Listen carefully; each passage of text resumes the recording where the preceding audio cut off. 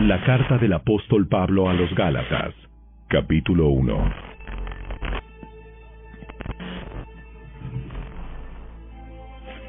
Les escribo, yo, el apóstol Pablo.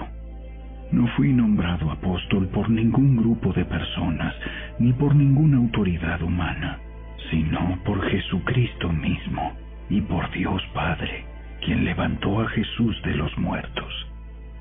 Todos los hermanos de este lugar se unen a mí para enviar esta carta que escribo a las iglesias de Galacia. Que Dios Padre y nuestro Señor Jesucristo les concedan gracia y paz. Tal como Dios nuestro Padre lo planeó, Jesús entregó su vida por nuestros pecados para rescatarnos de este mundo de maldad en el que vivimos. A Dios sea toda la gloria, por siempre y para siempre. Amén. Me escandaliza que ustedes estén apartándose tan pronto de Dios, quien los llamó a sí mismo por medio de la amorosa misericordia de Cristo.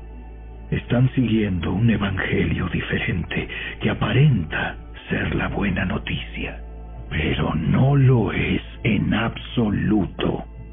Están siendo engañados por los que a propósito distorsionan la verdad acerca de Cristo. Si alguien, ya sea nosotros o incluso un ángel del cielo, les predica otra buena noticia diferente de la que nosotros les hemos predicado, que le caiga la maldición de Dios. Repito lo que ya hemos dicho. Si alguien predica otra buena noticia distinta de la que ustedes han recibido, que esa persona sea maldita. Queda claro que no es mi intención ganarme el favor de la gente, sino el de Dios. Si mi objetivo fuera agradar a la gente, no sería un siervo de Cristo. Amados hermanos, quiero que entiendan que el mensaje del Evangelio que predico no se basa en un simple razonamiento humano. No recibí mi mensaje de ninguna fuente humana, ni nadie me lo enseñó.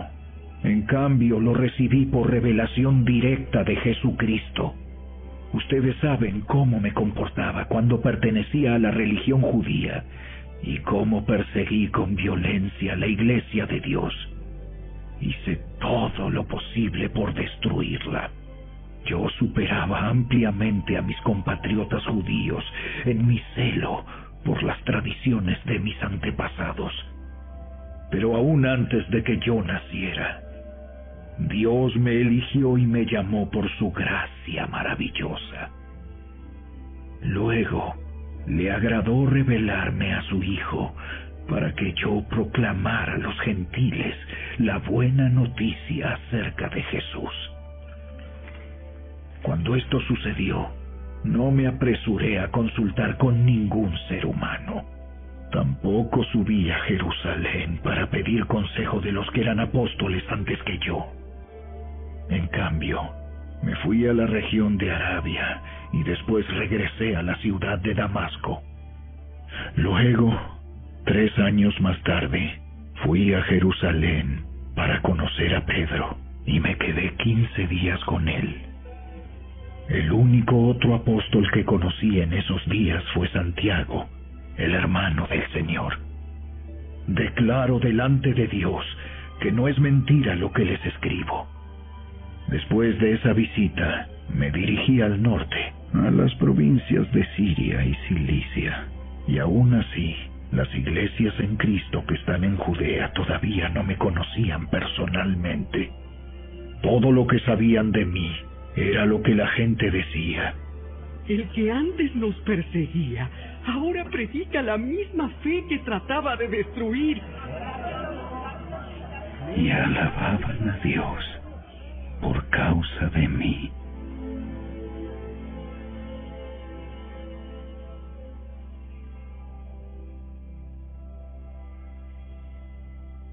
Capítulo 2. Luego, 14 años más tarde, regresé a Jerusalén esta vez con Bernabé, y Tito también vino. Fui a Jerusalén porque Dios me reveló que debía hacerlo. Durante mi tiempo allí, me reuní en privado con los que eran reconocidos como los dirigentes de la iglesia y les presenté el mensaje que predico a los gentiles. Quería asegurarme de que estábamos de acuerdo, porque temía que todos mis esfuerzos hubieran sido inútiles y que estaba corriendo la carrera en vano. Sin embargo, ellos me respaldaron y ni siquiera exigieron que mi compañero Tito se circuncidara, a pesar de que era griego. Incluso esa cuestión surgió solo a causa de unos supuestos creyentes, en realidad falsos, que se habían infiltrado entre nosotros. Se metieron en secreto para espiarnos y privarnos de la libertad que tenemos en Cristo Jesús, pues querían esclavizarnos y obligarnos a seguir los reglamentos judíos. Pero no nos doblegamos ante ellos, ni por un solo instante. Queríamos preservar la verdad del mensaje del Evangelio para ustedes. Los líderes de la iglesia no tenían nada que agregar a lo que yo predicaba. Dicho sea de paso, su fama de grandes líderes a mí no me afectó para nada, porque Dios no tiene favoritos. Al contrario, ellos comprendieron que Dios me había dado la responsabilidad de predicar el Evangelio a los gentiles, tal como le había dado a Pedro la responsabilidad de predicar a los judíos. Pues el mismo Dios que actuaba por medio de Pedro, apóstol a los judíos, también actuaba por medio de mí, apóstol a los gentiles. De hecho, Santiago, Pedro y Juan, quienes eran considerados pilares de la iglesia, reconocieron el don que Dios me había dado y nos aceptaron a Bernabé y a mí como sus colegas. Nos animaron a seguir predicando a los gentiles mientras ellos continuaban su tarea con los judíos. La única sugerencia que hicieron fue que siguiéramos ayudando a los pobres, algo que yo siempre tengo deseos de hacer. Pero cuando Pedro llegó a Antioquía, tuve que enfrentarlo cara a cara, porque él estaba muy equivocado en lo que hacía. Cuando llegó por primera vez, Pedro comía con los creyentes gentiles, quienes no estaban circuncidados. Pero después, cuando llegaron algunos amigos de Santiago, Pedro no quiso comer más con esos gentiles. Tenía miedo a la crítica de los que insistían en la necesidad de la circuncisión. Como resultado, otros creyentes judíos imitaron la hipocresía de Pedro.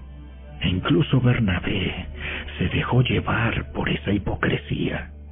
Cuando vi que ellos no seguían la verdad del mensaje del Evangelio, le dije a Pedro delante de todos los demás: si tú, que eres judío de nacimiento, dejaste a un lado las leyes judías y vives como un gentil, ¿por qué ahora tratas de obligar a estos gentiles a seguir las tradiciones judías? Tú y yo somos judíos de nacimiento, no somos pecadores, como los gentiles. Sin embargo, sabemos que una persona es declarada justa ante Dios por la fe en Jesucristo y no por la obediencia a la ley.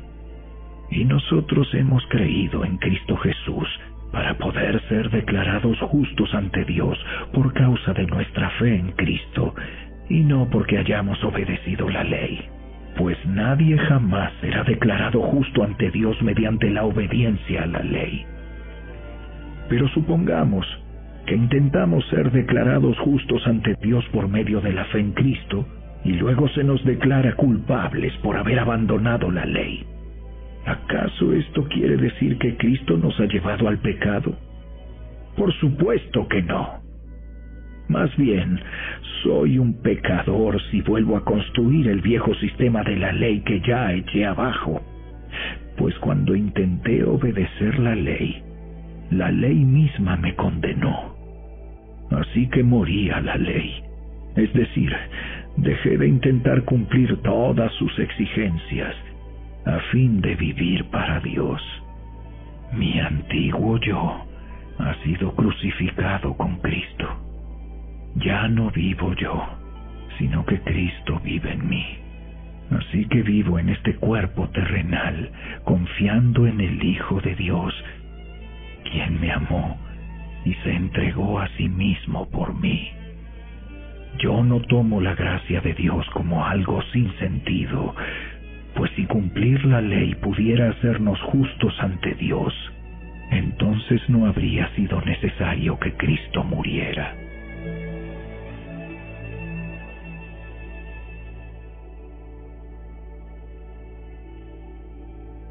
Capítulo 3.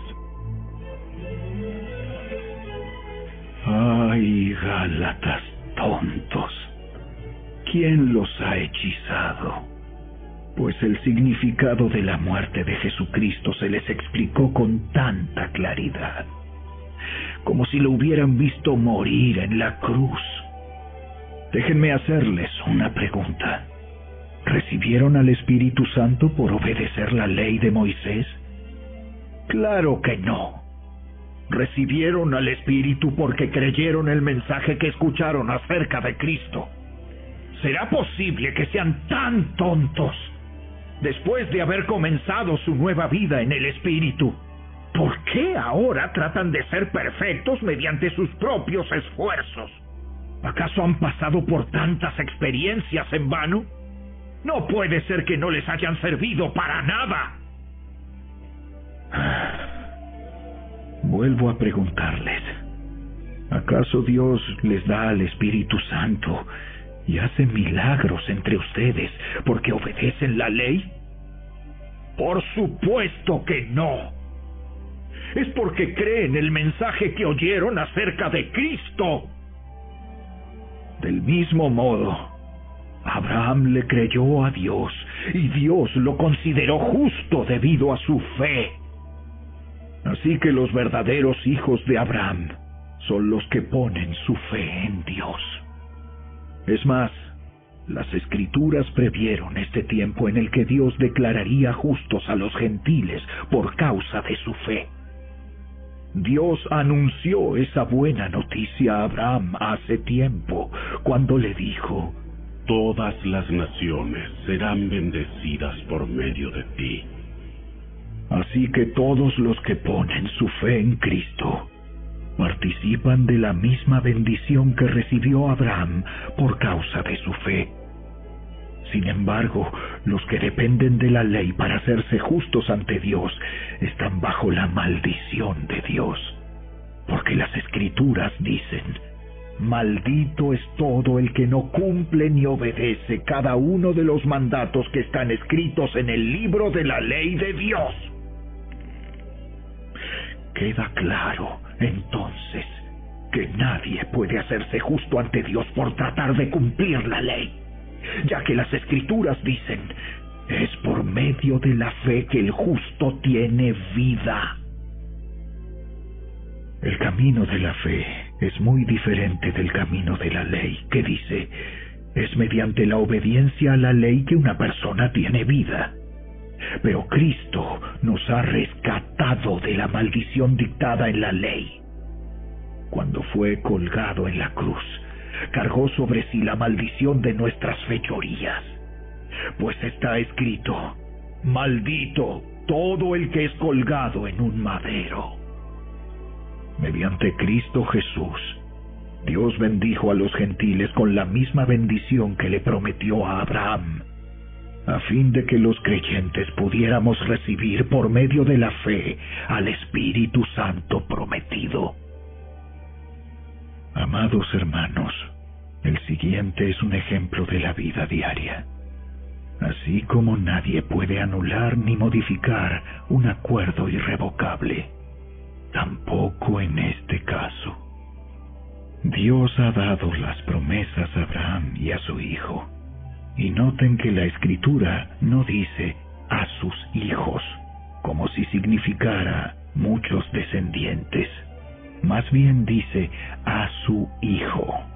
Y eso sin duda se refiere a Cristo.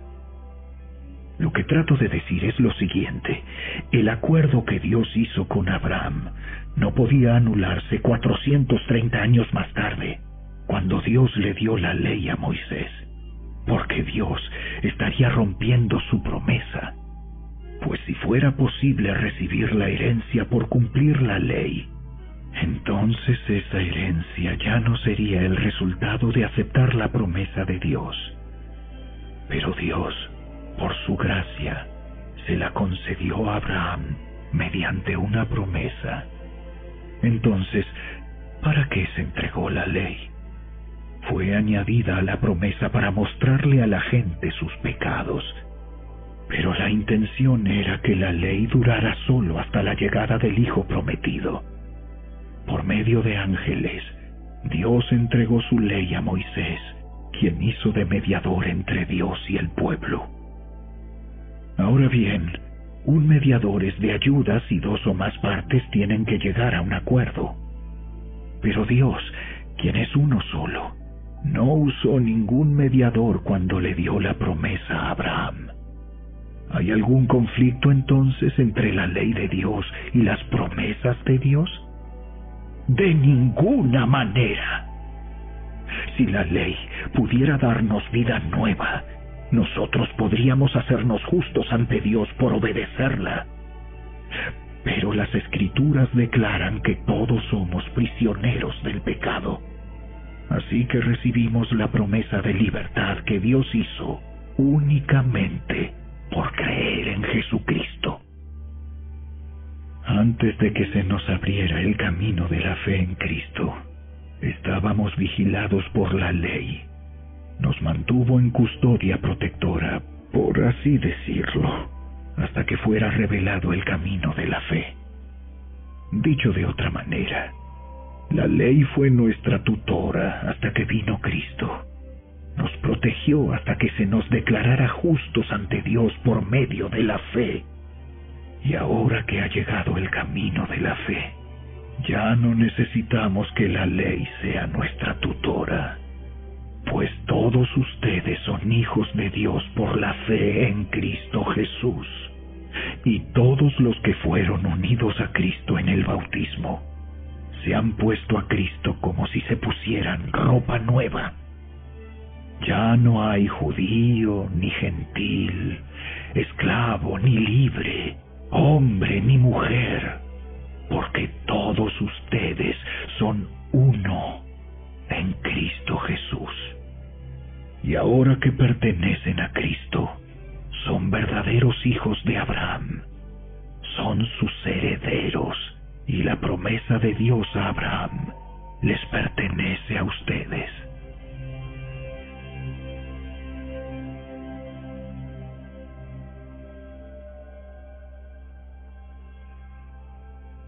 Capítulo 4. Piénsenlo de la siguiente manera. Si un padre muere y deja una herencia a sus hijos pequeños, esos niños no están en mejor situación que los esclavos hasta que se hagan mayores de edad, aunque son los verdaderos dueños de todas las posesiones de su padre. Tienen que obedecer a sus tutores hasta que cumplan la edad establecida por su padre. Eso mismo sucedía con nosotros antes de que viniera Cristo. Éramos como niños. Éramos esclavos de los principios espirituales básicos de este mundo. Sin embargo, cuando se cumplió el tiempo establecido, Dios envió a su Hijo, nacido de una mujer y sujeto a la ley. Dios lo envió para que comprara la libertad de los que éramos esclavos de la ley, a fin de poder adoptarnos como sus propios hijos. Y debido a que somos sus hijos, Dios envió al Espíritu de su Hijo a nuestro corazón, el cual nos impulsa a exclamar: Abba, Padre. Ahora ya no eres un esclavo, sino un hijo de Dios. Y como eres su hijo, Dios te ha hecho su heredero. Antes de conocer a Dios, ustedes los gentiles eran esclavos de los llamados dioses que ni siquiera existen. Así que ahora que conocen a Dios, o mejor dicho, ahora que Dios los conoce a ustedes, ¿Por qué quieren retroceder y convertirse otra vez en esclavos de los débiles e inútiles principios espirituales de este mundo? Pretenden ganarse el favor de Dios al cumplir con ciertos días o meses, estaciones o años. Temo por ustedes. Quizá todo el arduo trabajo que hice entre ustedes fue en vano. Amados hermanos, les ruego que vivan como yo, libres de esas cosas, pues yo llegué a ser como ustedes, los gentiles, libre de esas leyes. Ustedes no me trataron mal cuando les prediqué por primera vez. Sin duda, recordarán que yo estaba enfermo la primera vez que les llevé la buena noticia. Aunque mi condición los tentaba a no aceptarme, ustedes no me despreciaron ni me rechazaron. Todo lo contrario, me recibieron y me cuidaron como si yo fuera un ángel de Dios o incluso el mismo Cristo Jesús. ¿Dónde ha ido a parar el espíritu de alegría y de gratitud que antes tenían? Estoy seguro de que ustedes se hubieran arrancado los propios ojos para dármelos de haber sido posible. ¿Acaso ahora me volví su enemigo porque les digo la verdad? Esos falsos maestros están muy ansiosos de ganarse el favor de ustedes, pero sus intenciones no son nada buenas. Lo que quieren es aislarlos de mí para que ustedes solo les presten atención a ellos. Si alguien quiere hacer cosas buenas por ustedes, no hay ningún problema, pero que lo haga en todo tiempo, no solo cuando estoy con ustedes. Oh, mis hijos queridos, siento como si volviera a sufrir dolores de parto por ustedes. Y seguirán hasta que Cristo se forme por completo en sus vidas. Desearía estar con ustedes en este momento para poder hablarles en otro tono, pero estando tan lejos, no sé qué más puedo hacer para ayudarlos. Díganme ustedes, los que quieren vivir bajo la ley, ¿saben lo que en realidad dice la ley? Las Escrituras dicen que Abraham tuvo 2 hijos, uno de la mujer esclava y el otro de su esposa, quien había nacido libre. El nacimiento del hijo de la esclava fue el resultado de un intento humano por lograr que se cumpliera la promesa de Dios.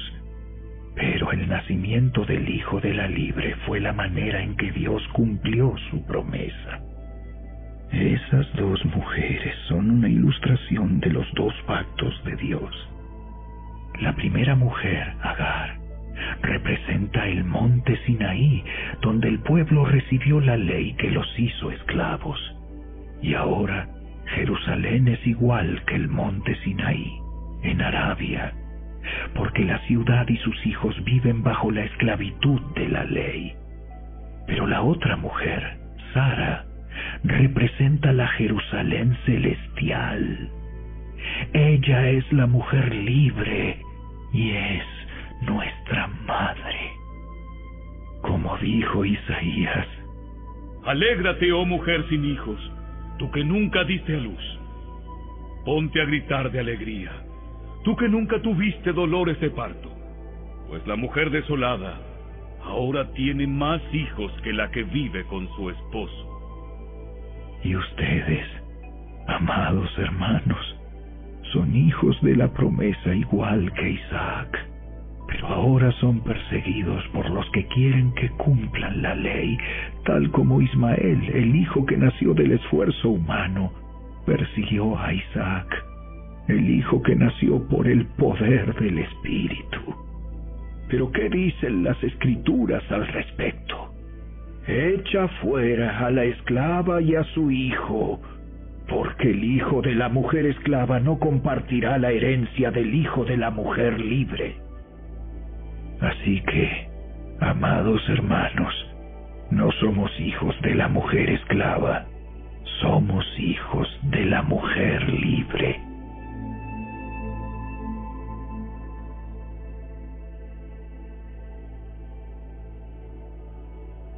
Capítulo 5. Por lo tanto, Cristo en verdad nos ha libertado. Ahora asegúrense de permanecer libres y no se esclavicen de nuevo a la ley. Presten atención.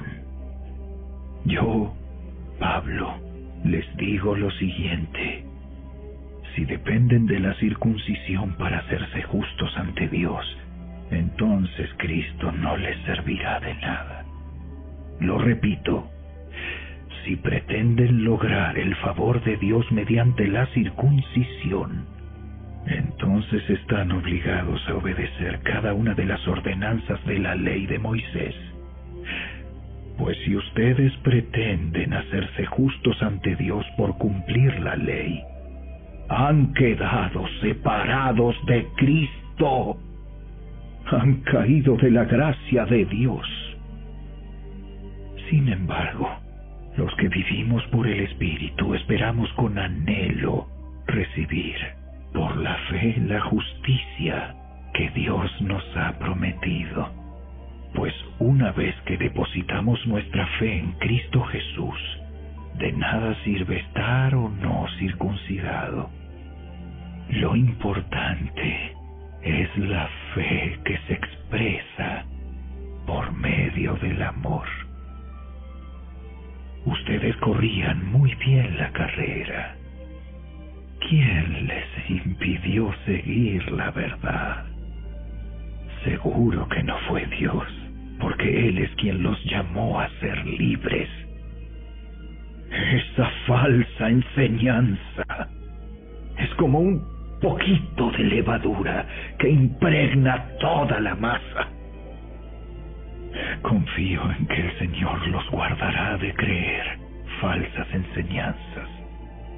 Dios juzgará a la persona que los está confundiendo, sea quien fuere. Amados hermanos, si yo todavía predicara que ustedes deben circuncidarse, como algunos dicen que hago, ¿por qué entonces aún se me persigue? Si ya no predicara que la salvación es por medio de la cruz de Cristo, nadie se ofendería. Cómo me gustaría que esos perturbadores que quieren mutilarlos a ustedes mediante la circuncisión se mutilaran ellos mismos. Pues ustedes, mis hermanos, han sido llamados a vivir en libertad. Pero no usen esa libertad para satisfacer los deseos de la naturaleza pecaminosa.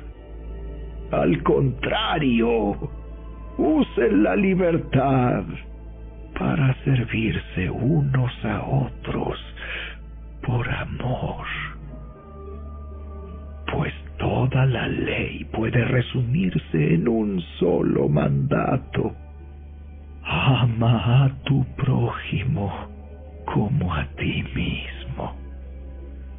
Pero si están siempre mordiéndose y devorándose unos a otros, tengan cuidado. Corren peligro de destruirse unos a otros.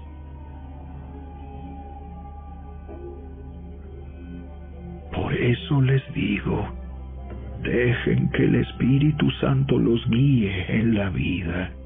Entonces no se dejarán llevar por los impulsos de la naturaleza pecaminosa. La naturaleza pecaminosa desea hacer el mal, que es precisamente lo contrario de lo que quiere el Espíritu. Y el Espíritu nos da deseos que se oponen a lo que desea la naturaleza pecaminosa. Estas dos fuerzas luchan constantemente entre sí. Entonces ustedes no son libres para llevar a cabo sus buenas intenciones. Pero cuando el Espíritu los guía, ya no están obligados a cumplir la ley de Moisés. Cuando ustedes siguen los deseos de la naturaleza pecaminosa, los resultados son más que claros. Inmoralidad sexual, impureza, pasiones sensuales, idolatría, hechicería, hostilidad, peleas, celos, arrebatos de furia, ambición egoísta, discordias, divisiones, envidia, borracheras, fiestas desenfrenadas y otros pecados parecidos. Permítanme repetirles lo que les dije antes. Cualquiera que lleve esa clase de vida no heredará el reino de Dios. En cambio, la clase de fruto que el Espíritu Santo produce en nuestra vida es amor, alegría, paz, paciencia, gentileza, bondad, fidelidad, humildad y control propio. No existen leyes contra esas cosas. Los que pertenecen a Cristo Jesús han clavado en la cruz las pasiones y los deseos de la naturaleza pecaminosa y los han crucificado allí. Ya que vivimos por el Espíritu, sigamos la guía del Espíritu en cada aspecto de nuestra vida. No nos hagamos vanidosos, ni nos provoquemos unos a otros, ni tengamos envidia unos de otros.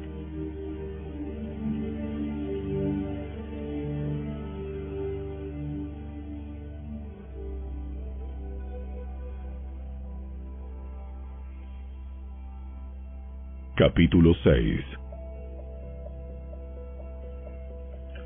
Amados hermanos, si otro creyente está dominado por algún pecado, ustedes, que son espirituales, deberían ayudarlo a volver al camino recto con ternura y humildad. Y tengan mucho cuidado de no caer ustedes en la misma tentación. Ayúdense a llevar los unos las cargas de los otros y obedezcan de esa manera la ley de Cristo. Si te crees demasiado importante para ayudar a alguien, solo te engañas a ti mismo. No eres tan importante. Presta mucha atención a tu propio trabajo, porque entonces obtendrás la satisfacción de haber hecho bien tu labor y no tendrás que compararte con nadie. Pues cada uno es responsable de su propia conducta. Los que reciben enseñanza de la palabra de Dios deberían proveer a las necesidades de sus maestros, compartiendo todas las cosas buenas con ellos. No se dejen engañar. Nadie puede burlarse de la justicia de Dios. Siempre se cosecha lo que se siembra. Los que viven solo para satisfacer los deseos de su propia naturaleza pecaminosa cosecharán de esa naturaleza destrucción y muerte. Pero los que viven para agradar al Espíritu, del Espíritu, cosecharán vida eterna. Así que no nos cansemos de hacer el bien. A su debido tiempo cosecharemos numerosas bendiciones si no nos damos por vencidos. Por lo tanto, siempre que tengamos la oportunidad, hagamos el bien a todos, en especial a los de la familia de la fe. Fíjense que uso letras grandes para escribirles de mi propio puño y letra estas últimas palabras. Los que tratan de obligarlos a circuncidarse lo hacen para quedar bien con otros. No quieren ser perseguidos por enseñar que solo la cruz de Cristo salva. Ni siquiera los que luchan a favor de la circuncisión cumplen toda la ley. Solo quieren que ustedes se circunciden para poder jactarse de ello y decir a todos que ustedes son sus discípulos. En cuanto a mí, que nunca me jacte de otra cosa que no sea la cruz de nuestro Señor Jesucristo. Debido a esa cruz, mi interés por este mundo fue crucificado, y el interés del mundo por mí también ha muerto. No importa si fuimos o no circuncidados, lo importante es que hayamos sido transformados en una creación nueva. Que la paz y la misericordia de Dios sean con todos los que viven según ese principio. Ellos son el nuevo pueblo de Dios. De ahora en adelante, que nadie me cause problemas con esas cosas, pues yo llevo en mi cuerpo cicatrices que muestran que pertenezco a Jesús. Amados hermanos, que la gracia de nuestro Señor Jesucristo sea con el espíritu de cada uno de ustedes. Amén.